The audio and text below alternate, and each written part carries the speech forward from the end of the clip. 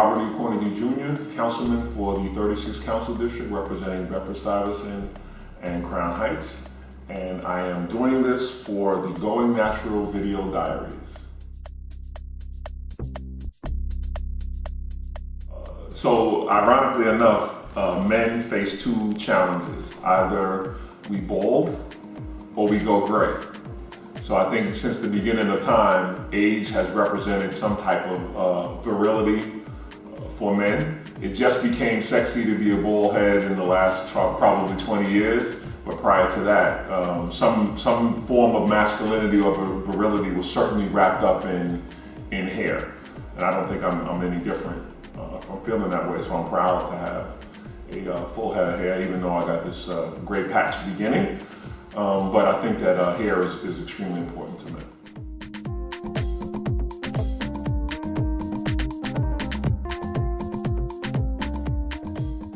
I have always worn my hair natural. I don't think that I've ever participated. I may have had a high top fade, was probably the extent of fads and styles, but never a jerry curl, never a process, never any of that. I think that I came from a family who enjoyed its beauty of its kinky hair and wide nose and thick lips, and we've never deviated from that as a family. So I was always kind of pretty proud of to some extent how I looked and my physical attributes, including my nose, lips, and hair.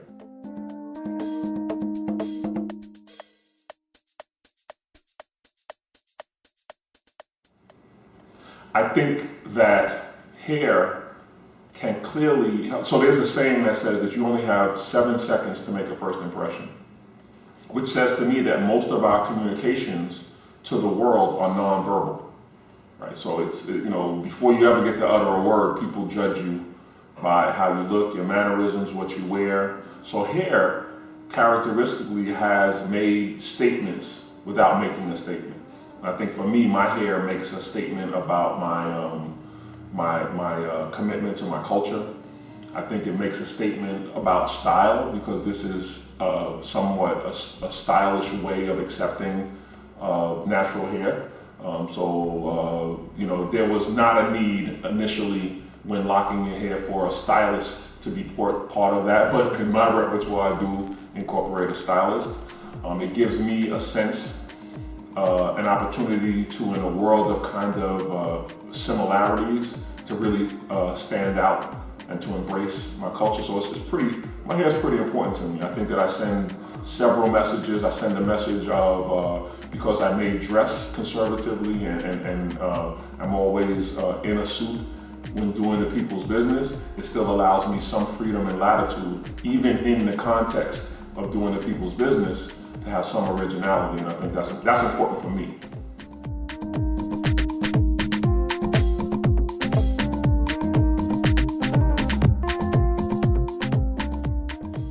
I have never, so I think the question of whether or not I've been ashamed of my hair or thought that guys with different texture or wavy texture or curly hair get more women, I think that's an unfair question for me, because at 6'10", I had an unfair advantage as it related to women, and I was always willing to exploit and use that advantage to my advantage. So I think that guys that have that, who believe that, use that. But to me, it's never been a variable in whether or not women like me or not. I didn't have it as an asset. So men are very funny. They use whatever assets they have to be attractive to women. So a man with wavy or curly hair would certainly use that. I've never been ashamed or jealous of that, because I've had my own attributes that have given me cachet as it related to women, one being my height. So,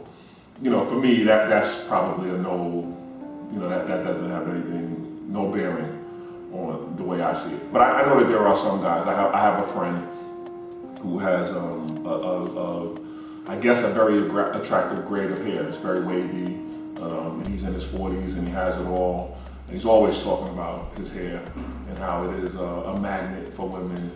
I guess to some degree, some people may feel that that's an asset, but I've never found it more advantageous than what I've been gifted with. So.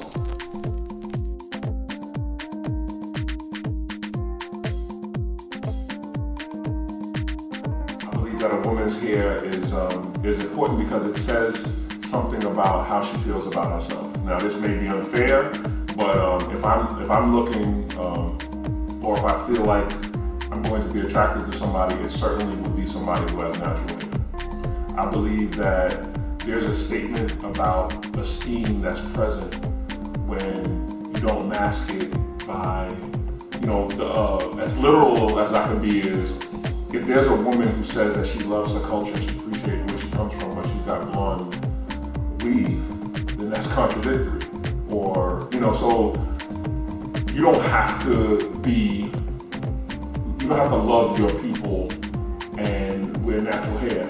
But I think for me, it sends a statement to me about consistency, about things that contradict. And I don't like to be in any relationship that's contradictory.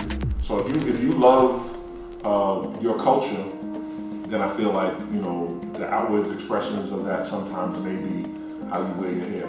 Plus, I come from an environment, I said earlier, that my mother was a dark-skinned woman with tight curls, and we appreciated that. When she got older, she wore wigs as part of. I never appreciated it though. Even in my mom, I thought that she was in her most beautiful state when she was natural. Minimal makeup, beautiful skin, and natural hair. So the context for me has always been the more natural, the more attractive I find it. That's just me.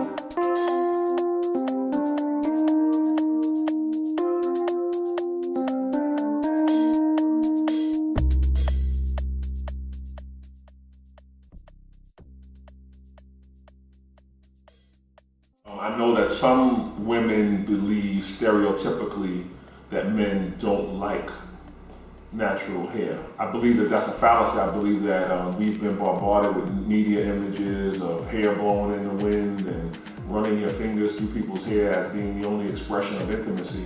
And I think we've gotten stuck in that.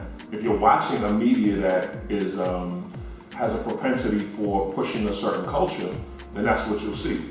So I think it's really not true. And in our as people of color, in our essence, we want to be in contact with the sights, sounds, and smells of what makes us who we are. So I believe that women are absolutely wrong.